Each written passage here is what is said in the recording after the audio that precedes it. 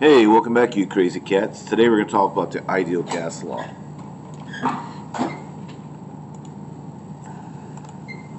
Alright, gas expansion. When a gas is heated, it will expand, thus its volume will increase, and this allows the pressure inside the container to stay the same. Example, a balloon in a freezer or inner tube out in the sun on a hot sunny day. Think to yourself, what happens to a balloon in a freezer? What happens to a inner tube if you stick it out in the sun on a hot sunny day? At constant pressure, and that's key right there, is this right here, this constant pressure, the volume of a gas is approximately proportional to its Kelvin temperature. Thus, the volume of a gas will shrink to half of its Kelvin temperature if its Kelvin temperature is halved as well, given what one condition? Well, again, constant pressure. All right, got to make sure we keep that constant pressure. Since the volume is proportional to the temperature in Kelvin, we say that we can set up this proportion. Volume over temperature is constant. Thus, volume of initially over the temperature initially is going to be equal to the volume after, or the second volume over the temperature when it's at that second volume. So here's our example. A hydraulic cylinder contains 350 cubic centimeters of air at a temperature of 20 degrees Celsius. What is the volume of the cylinder? What will the volume of the cylinder be if the air is heated to 130 degrees Celsius? Well, we're going to use our proportion here. V1 over T1 equals V2 over T2. And let's start putting in what we know. The first volume is 350 cubic centimeters. The temperature initially is 20 degrees Celsius, but we can't use it at 20 degrees Celsius. We've got to go back to it being in Kelvin. Remember, this K down here tells us it's in Kelvin. So 20 degrees Celsius plus 273.15 equals that Kelvin. So our first temperature is going to be 293.15. They want to know what's the second temperature or volume going to be when we now have it up to 130 degrees Celsius. Well, that's going to be 130 plus 273.15 equals the Kelvin temperature, and that looks to me like that's going to be about 403.15 degrees, or Kelvin, sorry, we wouldn't say degrees in that case.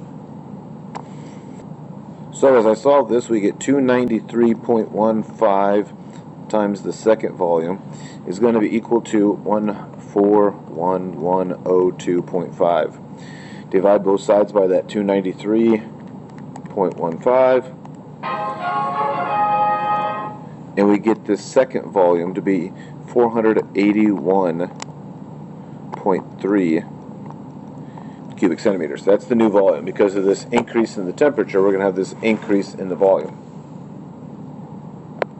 Okay, the ideal gas law manipulates these three factors, and if only two are being manipulated, the third must be a constant. It is an approximation. 3 items to watch for.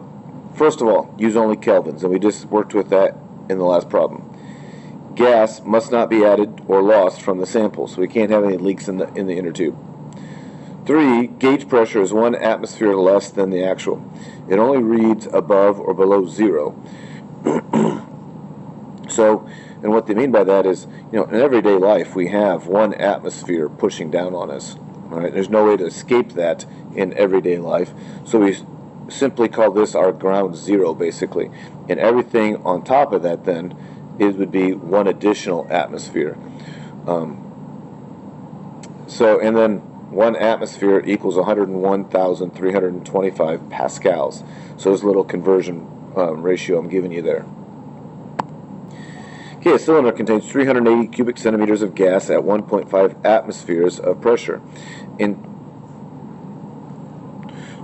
20 degrees Celsius. If it expanded to a volume of 120, actually should be decreased to a volume of 120 cubic centimeters, and its pressure goes up to 4.6 atmospheres, what will its temperature be?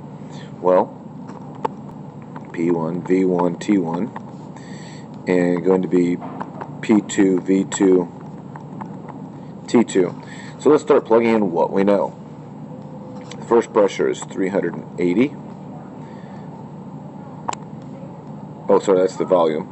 The pressure is 1.5. I'll put that over here because that's our atmospheres, our pressure. And 20 degrees Celsius, I've got to convert that into Kelvin. So 20, we did that in our previous problem. That's going to be 293.15 is equal to the second pressure, 4.6 atmospheres.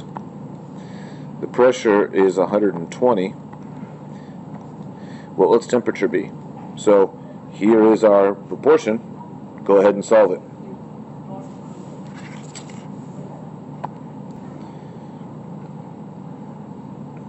Just waiting for you to figure it out. And that temperature turns out to be approximately 284 Kelvin. We can write the ideal gas law as follows, meaning the pressure times the volume times the temperature of the gas that we're talking about is a constant. It's going to stay the same. The constant depends on the size of the sample. Remember item number 2. Let's go back and look at item number 2. Item number 2, gas must not be added or lost from a sample. Now let's look at our problem with this then. So N equals the number of molecules. K is this universal constant of nature called the Boltzmann constant. And what we can do with this is we can find out how many molecules. What we can do with this here is find the number of molecules in a specific volume that's at a specific temperature and a specific pressure. So this is a wonderful little equation that allows us again to find how many molecules of that air or gas that we are dealing with. It says how many molecules are there in 2 liters of gas at 75 degrees Celsius if the absolute pressure is 3 atmospheres. Well, in our equation, then my pressure is going to be 3 atmospheres. The volume they give us is 2 liters.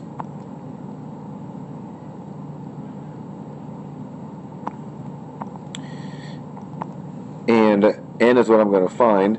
K is this Boltzmann constant, 1.38 times 10 to the negative 23rd. And then T is the temperature in Kelvin, 75 degrees Celsius plus 273.15 gives us a temperature of 348.15. So the only variable here is N. That's going to tell us the number of molecules there are in this sample of gas. N in this case turns out to be 1.24 times 10 to the 21st number of molecules. That's a lot. Well, hey, we've given you a lot of information. You chemistry kids are probably pretty good with this. But hopefully this is informational. I'll catch you on the flip side.